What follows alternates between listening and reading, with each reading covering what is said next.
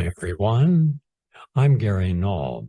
I'd like to welcome you to another session of our Classroom on the Air. Today, overcoming depression and anxiety naturally.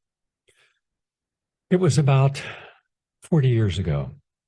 I received a call one afternoon in my office from a person I didn't know. This person was a manager of a well-known performer and musician.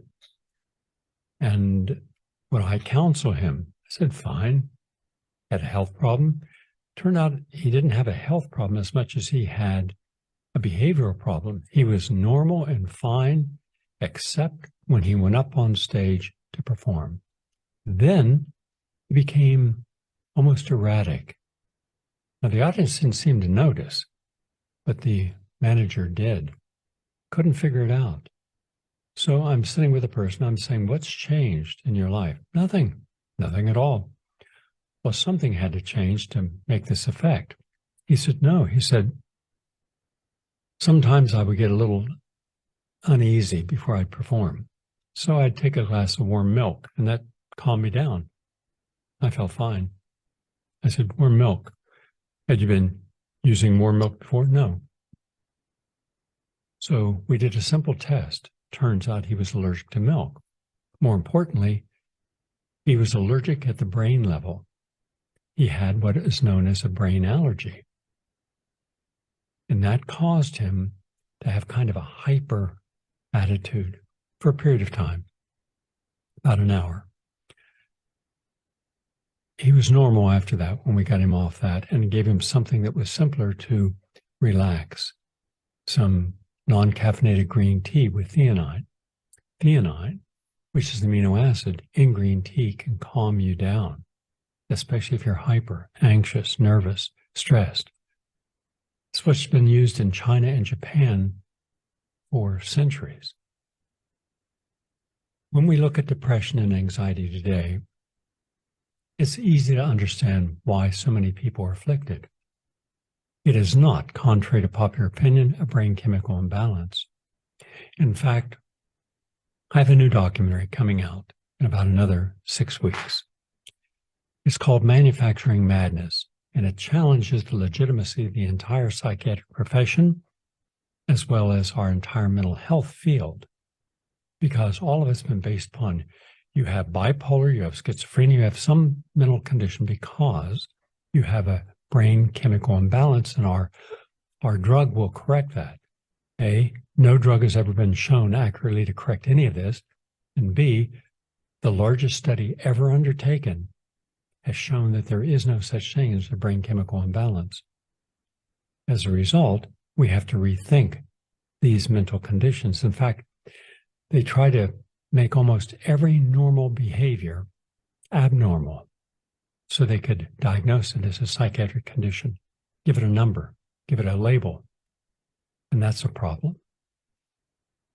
So, if you're out of work, if you don't know if you'll have work when you go back into the city or wherever you were working before COVID, it would be completely normal to have some anxiety.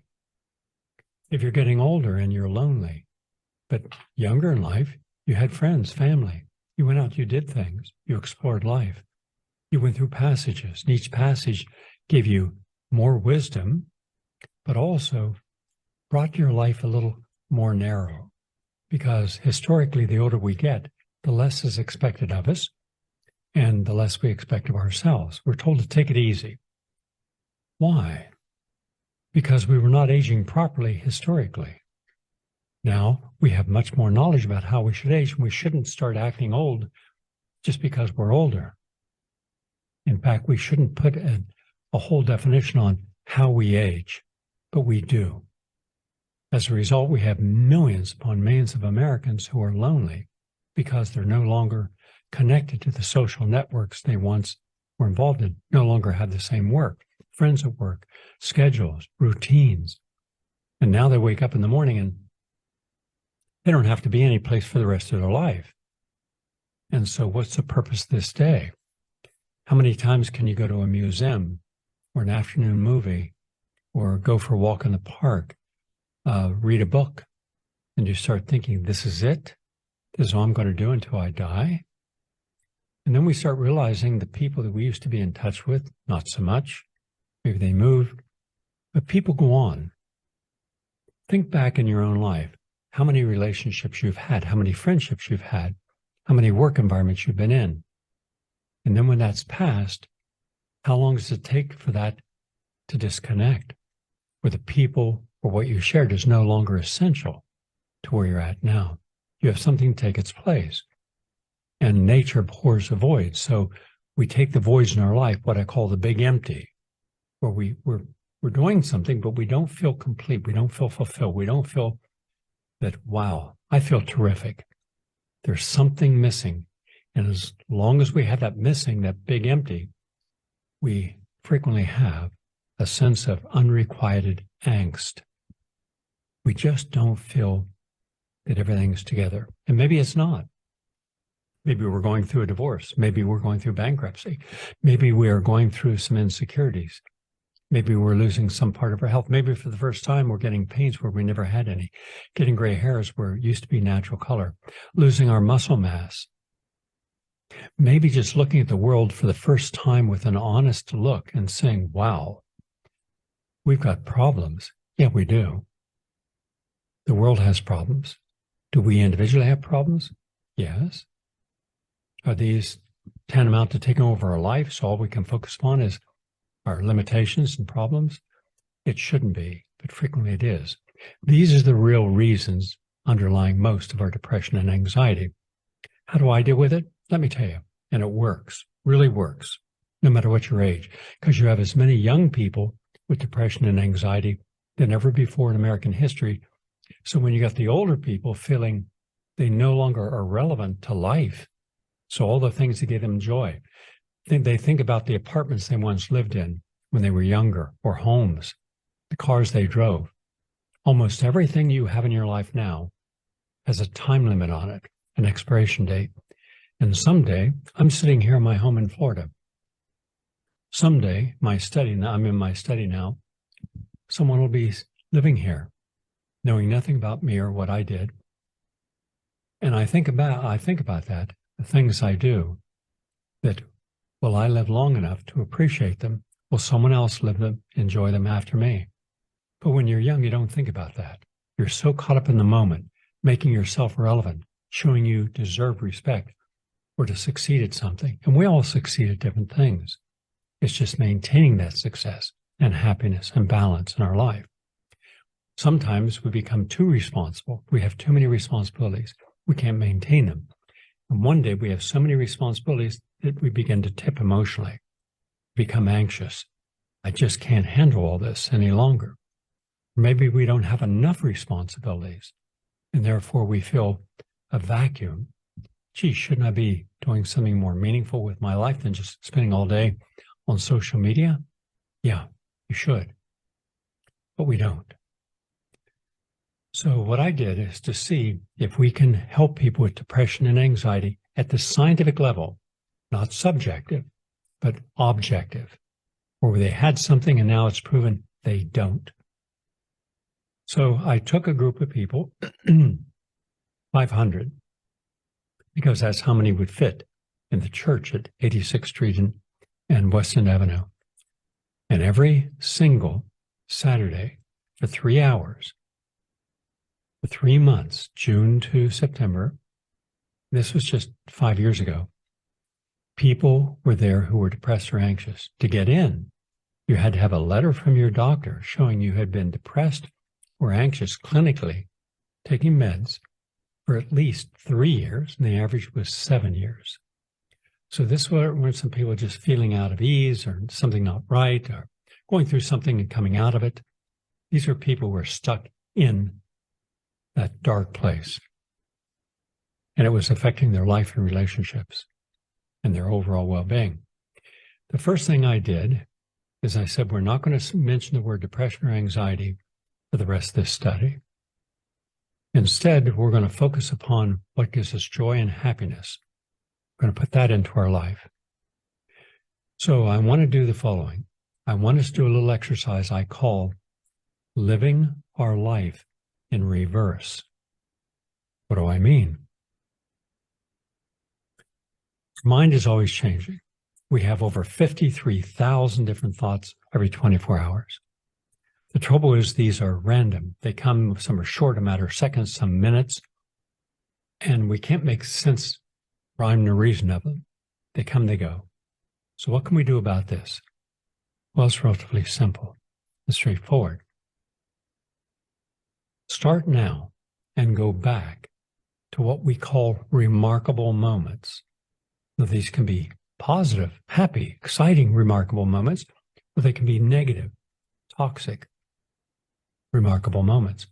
And then allow yourself to be an emotional forensic expert, the anthropologist of your mind. Now, you're going to look at a situation that was remarkably negative and ask yourself, okay, what role did I play in this? Who else played a role? And how did I respond to the role that they played? Did I defend myself? Did I make a bad choice and then double down on it? Was my ego involved? Was my conditioning involved? Would I have come to the decision of how to react in that situation had I come from a different background? All of this is important. Then by seeing this and making notes of it in a journal, saying, yeah, I was in a relationship. I know I was not harmonizing with that person. I was adapting. This person loved country western music. I don't like country western music, and yet I'd go to country western concerts. We'd play it all the time on the radio. We'd watch it, on television. And I was bored to death with it, but I didn't want to upset the person, so I went along with it. I shouldn't have. I should have simply said, I have my own subjective, appropriate response to country western. I don't like it. And you don't like disco. So why don't we just decide that we'll enjoy those ourselves or with our friends, but not together? You're a meat eater. I'm a vegan. I don't want to eat meat to make you feel good about having dinner with me. And I don't want you to feel that somehow you're putting yourself out there by having a vegan meal with me. Why don't we find a place where you can have your meat and I can have my vegan? There are restaurants we can do that, and without arguing. I'm not here to convince you, and you shouldn't be here to convince me that what we're doing is wrong. And by adapting to the other person's way, we'll make ourselves right. Because then that's a really unhealthy relationship. But I didn't do that. So then one day I realized, gee whiz, why are we even together? And then there were arguments. Instead of ending the relationship on a positive note by saying, I appreciate the opportunity you've given me to be in your life. There's so many wonderful things you have in your life, but they're things that we are different about. And so I'm not going to condemn anything about you.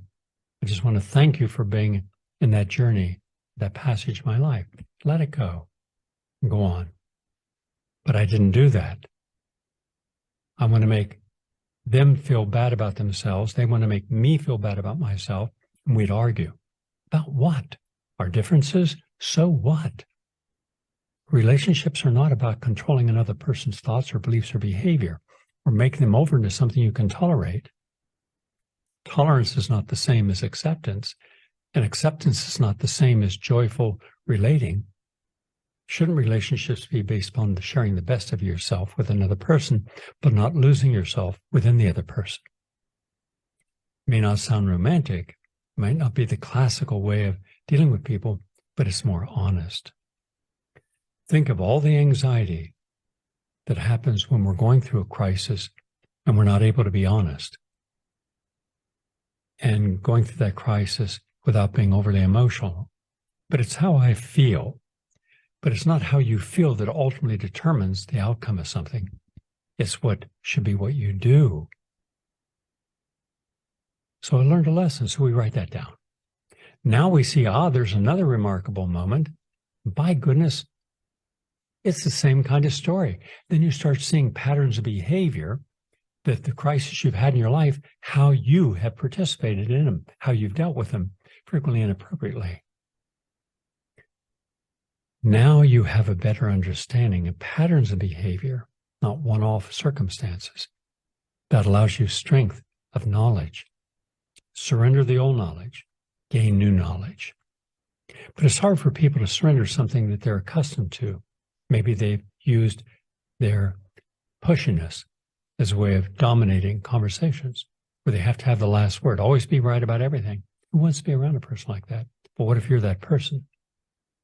But we don't ask ourselves, am I the wrong person in other people's lives? And if so, how? Only when we understand that can we change. Well, guess what comes? Anxiety comes from the conflict, and depression comes from the consequences. So you go through angst and you end up depressed. And then when there's no positive solution, where you just got two battered people emotionally, then you have this sense of remorse and insecurity. And then you take that into the next relationship. But I'll make this relationship better, but we don't. And then you take a look back over your life and think, wow. So once we understand how we have played a role in anything that has been remarkably good or bad, then we can say, I've learned what my goal should be to have a healthy, happy relationship or a good, meaningful job. It's something that is a living legacy. I'm happy to have been a part of this. Or, learning the opposite. I don't want a job where I just make money and not care about the consequences to the environment or people. Right? What if you marketed a running shoe made in China with slave labor? You make a big salary, but how do you feel about the people who had to suffer for you to make that? That's the connection between the spiritual self that is concerned about the ethics, morality of everything we do, and the conscious, conditioned self that says, go for it. You deserve it. No matter how much money you make, it's never enough. Success, never enough. Brag about it. Prance around like a strutting peacock. Let everyone know. Hang bling around your neck. Show off your Rolls Royces. Show your second homes. Show your exclusive neighborhood. But don't let anyone see that you're an extremely insecure individual.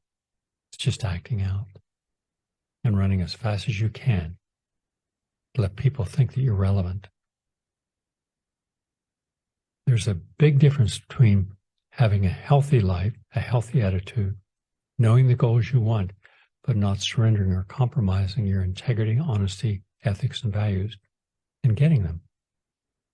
Once you do that, you have neither depression nor anxiety because you're living an authentic life. There's no empty. There's fullness. There's no shortages.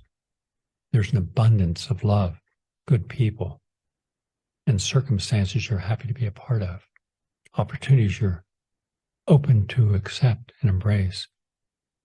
Good relationships abound. But you have to understand your limitations and your dark side, because emotions will come from your dark side as well as your light side. Good emotions from your light side, negative emotions from your dark side. But we only want to promote our good side. We don't want people to see our limitations, because then they judge us. Oh, you're limited. There are a lot more people that I could be with than you because you're limited. You're only 5'1". I want someone 6'9". Stupid. How people decide who they want in their life.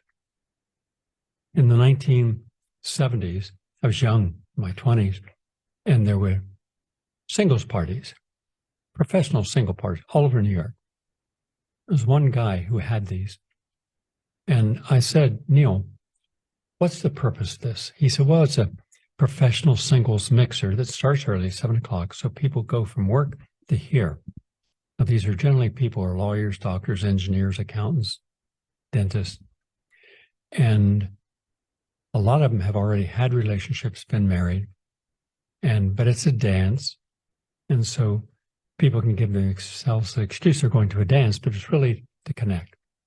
And he said, you're going to see an awful lot of desperation in the people here, men and women. And I went to dance. I had plenty of friends. I was in good relationships. I didn't need a relationship, but I love dancing. And it was a Tavern on the Green in Center Park. Beautiful place. And I could just walk to it. And so a couple of friends and I would go there and dance. But I mean, my goodness, every 3 seconds, someone was coming over to say, hi, what's your name? Where do you work? What do you do? And, strike up a conversation. These people were desperate to have someone in their life. But if you took the time to talk with them, they'd had people in their life and it hadn't gone well. And I'm thinking, wow, these people now, they live with their career. Their career is their relationship. So they can justify long hours, 16-hour days, because they don't have a relationship to spend quality time with, where you spend time with your career, but also time with people in your life. For me, it was friends and relationship. But I saw for the first time that there's a whole group of professional people. Now, why professional people? Why not just working class people? Because the professional people generally had very little time for relationships. And if you had a longer conversation, because the moment they saw you weren't interested, they walked away. I mean, it was a very cold environment, man. And they would ask you, and based upon what you told them, they would either show interest, not because you were an interesting person, but because you had value, perceived value. So one Wednesday night, I told my friends, handsome buddies of mine, really good looking guys, and 3 of the women, we'd all go out together, about 8 of us, tall women, beautiful. And all these were professionals, all my friends. And but the word was, if anyone asks about me, I sell shoes in a shoe store. That's it. Oh, Gary, he sells shoes in a shoe store. People would come over, 10 or 20 in an evening, and the moment I said I sell shoes, they just turn around, walk away. Like, your only value is if you have value in what you can represent. But if I was a medical doctor, what kind of medical doctor? Oh, chief of psychiatry. Oh, okay. Suddenly, if you were head of a department, and then questions like this, were you married, divorced? Do you own? Do you have child support? They want to know everything about your finances. I mean, cold and calculating. You were just an object, not a person.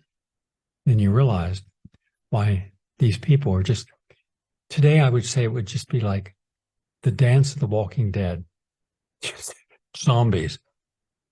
No human activity, no laughing, no joy, desperation.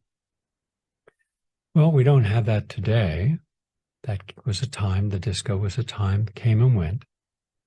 But now we have people who are just sitting in front of a computer, talking. People are not their friends.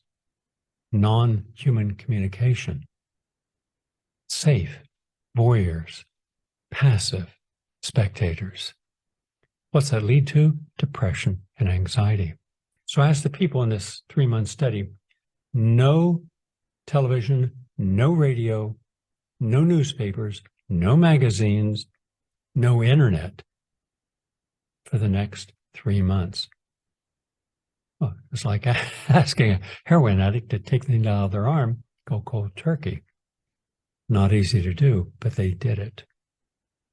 I also asked them to change their diet, gave them a perfectly healthy diet, but also I gave them a simple little test. It's called the Cocoa Pulse Test. You sit in bed in the morning and you take a single item of food. Someone can give it to you, but don't get out of bed. And or you have it on your nightstand table, and beverage too. You take your pulse for 60 seconds, write it down. Let's say it's 70. And then you take that single piece of item, put it in your mouth. Don't even have to swallow it. Receptors under the tongue will translate this over the whole body's electrical circuitry. You can just take it out. Then you wait 20 minutes. Don't get up. Take your pulse again. If your pulse has gone up more than 5 beats per minute, now it's 75, there's a good possibility that you're allergic to that. But you won't know how you're allergic. For some people, they have swelling in their joints. But for some people, it impacts their mood. I wrote a book on it called The Food Mood Body Connection. I did a special for PBS stations around the country. I had a panel of 12 doctors, board-certified physicians, and they talked about how they tested their patients for beverages and foods and found that it was very common to have mood swings, depression, anxiety, if they were allergic to a food. So once you know what you're allergic to, you eliminate that, and then you put things in you're not allergic to, and suddenly moods improved tremendously. Also, vitamin D3. I had people take blood tests, and the vast majority were deficient D3. Vitamin D3 can help you with depression. So too can SAMe, S-A-M-E. And also check your pregnenolone levels, because lowered pregnenolone can also be a sign of depression.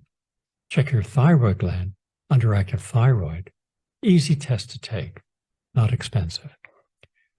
Also, your DHEA, that is the mother of all hormones. That creates all the other hormones in your body. You don't need much, generally somewhere between 15 to 25 milligrams. But boy, did I see a difference when people started taking that. B complex, especially B12 and folic acid, methylated B12, 1 milligram, methylated folic acid, 1 milligram, and suddenly all types of behavior improved, mood improved tremendously. And then exercise. If there's one thing that really benefited everyone, exercise. Aerobic exercise. Working out for 45 minutes. Today, that would be equivalent to about 20,000 steps. And that made a huge difference in how people felt. So at the end of this study, based upon getting their nutrient profile up, so they weren't deficient, having a healthy diet without the sugar and alcohol, and also making sure they had theanine from green tea, non-caffeinated, got rid of the caffeinated beverages, and then started looking at the real purpose in their life and seeing which tools they needed to help with that goal, and then just start overcoming the dark side limitations, because for every single thing that was holding you down emotionally, putting you in a dark place or an anxious place, the moment you dealt with something, it suddenly rebalanced and rebalanced. At the end of 3 months, everyone was off all their meds. Their doctors took them off. They've been under medical care the whole time, except there was nothing medical in my work. 94% success in overcoming clinical depression and anxiety.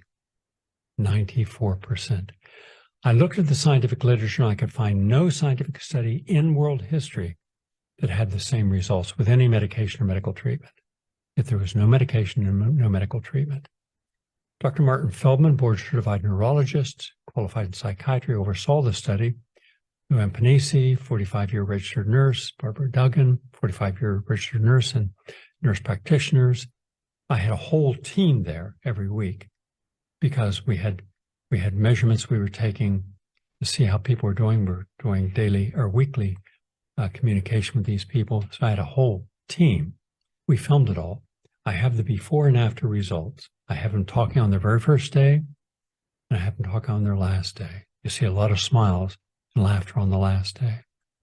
I've never showed that. I'm going to resurrect that and put it on our Classroom on the Air. Now you can go to Rumble and look under Gary Null and Film Library, and you can go to Odysee. You can go to GaryNull.com and look under articles or videos, and you'll see all this. But this is something new that you're going to see. All right? So if they say there's no successful treatment for depression and anxiety, they're absolutely 100% right. They have no successful treatment. I'm right when I say we've reversed it. And then we followed those people for a year. As long as they stuck with the protocol, they stayed happy, balanced, and full. Remember, it's only when you can acknowledge the limitation of a belief system that you can change the conditioning that comes with it.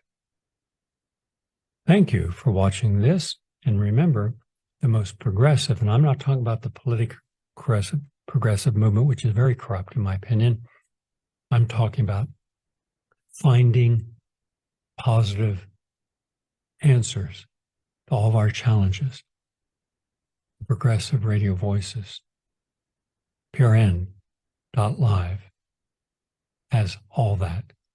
Whether it's Ralph Nader, Jimmy Dore, Abby Martin, we have all those voices, dozens of them, every day, 24/7, and a good archive.